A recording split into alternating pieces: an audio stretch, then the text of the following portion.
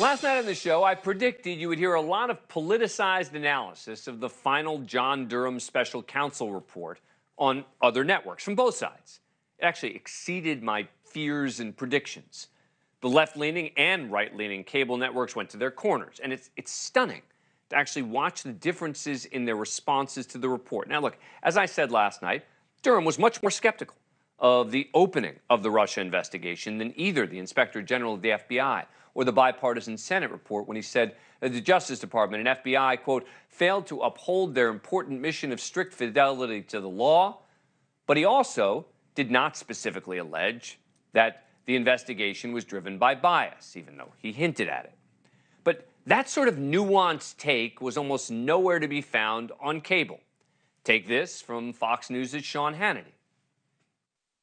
Everything the media mob reported for almost 3 long years, day in and day out, nothing but lies and conspiracy theories. Adam Schiff was the congenital liar that we told you about.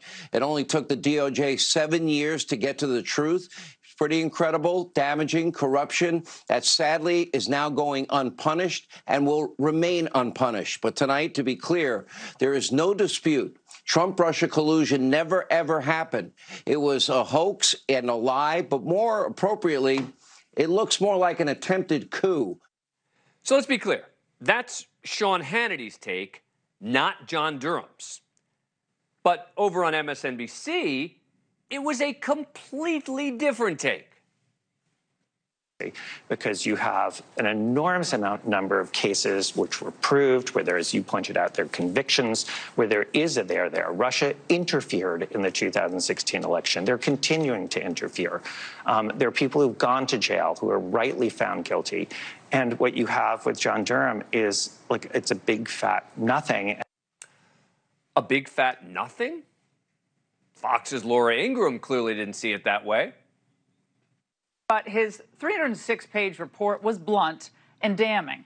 Now, after reading through as much of the report as I could stomach tonight, I was disgusted, and I was so sickened all over again by what they did to Donald Trump. Damning, disgusting, sickening. And yet, here is progressive hero Rachel Maddow.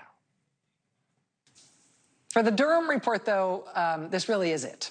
Today, after all those years and all those millions of dollars, no charges against anybody else, no new evidence turned up or revealed. That's just it. And so that has to be a big disappointment, because they really thought this was going to be the end of all of their enemies and the triumph of their eternal reign.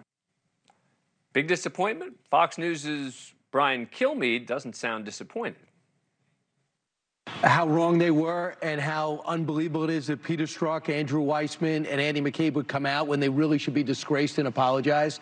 I mean, they're flat out there, an investigation that took place for 4 years, and they're complaining against an investigation into why they were investigating a Trump-Russia collusion that never existed. They should be apologizing to the American people. I don't expect an apology will be forthcoming. He has not worked at the FBI. He is not conversant with FBI policies. And it's something that the DOJ Inspector General has already looked at and rejected. So this is really a big, as Jonathan said, a big nothing burger.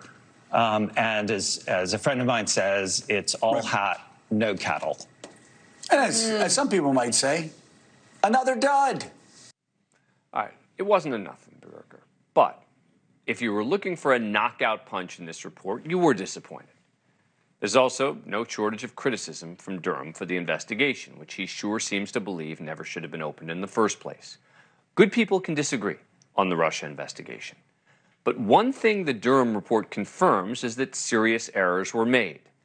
That isn't the same as alleging that politicized corruption drove the investigation.